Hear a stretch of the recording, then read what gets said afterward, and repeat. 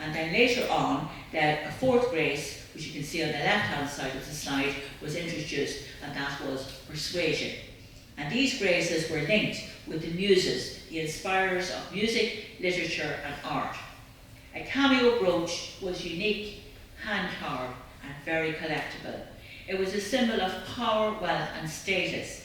It was carved by skilled artisans from gemstones like agate, onyx and shell, a raised image on a contrasting background.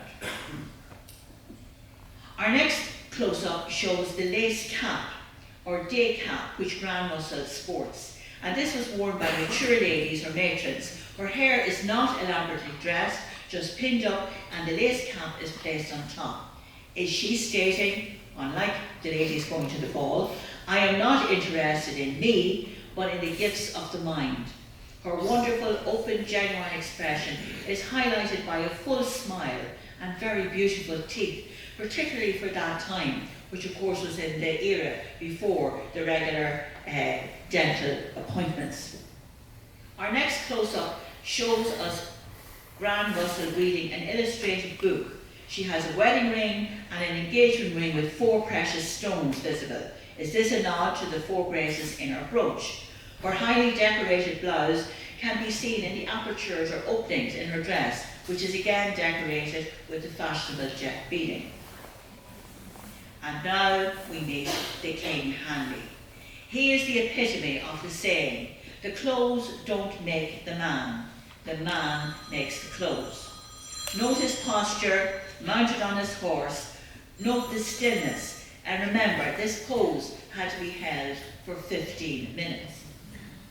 Our next close-up shows on his left hand that there are 2 rings, a gold band on his little finger, a large stone or signet ring on his ring finger.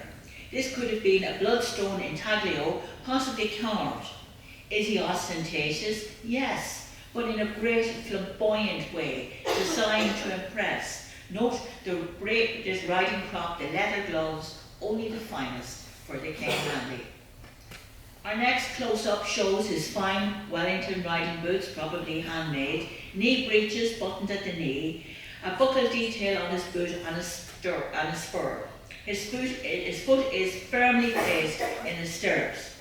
This was a man in charge of his position, of his wealth, of his house, of his family, but most of all, of himself. Our next close-up shows his top hat, his impeccable tailoring, his iron rod posture and firm gaze. Sophisticated, confident, elegant. Our next gentleman is named on the box as Sailor. This is a very different character to the King Hanley. This smaller man is framed in an arbour. He wears a hip-length frock coat, a Breton cap, suggesting that he may have been a skipper. This was a peaked cap, black or navy in blue felt.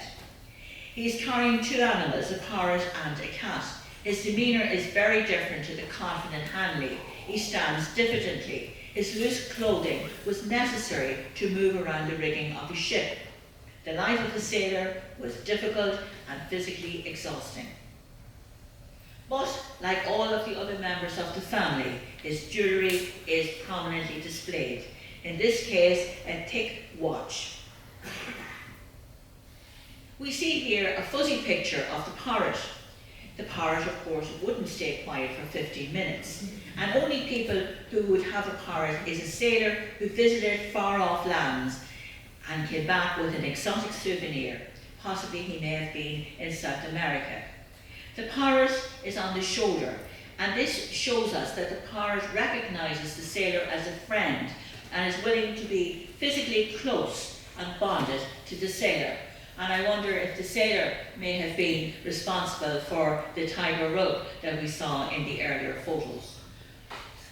Our next close-up is of a cat, the other animal that the sailor is holding. And this, of course, was very important in a ship to keep vermin at bay. We see a lived-in face, mutton chops. This is a man who had seen life with a clear gaze of one who has faced danger. The close-up of his sleeves and hands shows a man who is still working, and I wondered if he may have been a skipper on the Boyne navigation after his many exotic travels. And finally, we meet Agnes again, a young Agnes before her marriage, sporting the latest fashions. As stated before, the voice of woman was not often heard then. Clothes were used as a way of declaring who the woman was, her hopes and dreams. Alice's use of her open fan, which she flourishes confidently, declares, "Don't forget me." We see her black-edged, translucent sleeved gown, her bone dress hugging her hourglass figure. Her organdy sleeves flatter the skin on her arms. Her effortless charm elevates her style. This close-up on her face shows Agnes sporting the very latest fashion in 1895, bangs. They are the little curls on her forehead. Makeup was usually reserved for actresses and those of dubious character, but a little makeup was allowed. Perhaps Alice is using powder which would have been oatmeal flour applied with a rabbit's foot. A pale complexion was coveted, again showing that the woman was not working in the fields.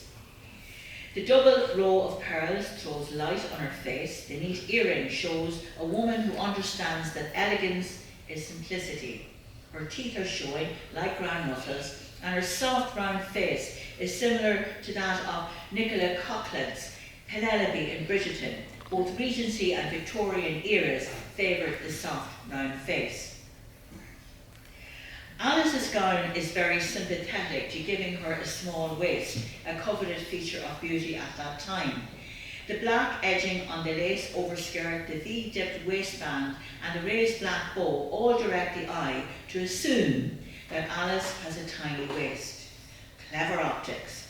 The handy ladies could teach the present TikTok selfie young generation a thing or two. The barley twist chair that Alice stands beside, rests on, is a Victorian lady's salon chair, and it has a type of barley twist design which was usually made of mahogany. And this type of chair was often used by nursing mothers. Is she hoping for a happy future? Agnes embodies Coco Chanel's words: dress shabbily and they remember the dress. Dress impeccably and they remember the woman. We will remember Agnes. The word photograph comes from the Greek photos, light, and graph, to draw, drawing with light. Today we delved into photography which captured a fleeting moment in time at the turn of the last century, providing glimpses into an elegant time of lives past, long ago events and forgotten places. We were privileged to see this world of ours from a different point of view. And may I conclude by paraphrasing Penelope from Bridgerton as I say to the Hanley family, delighted to have met you all. Thank you very much.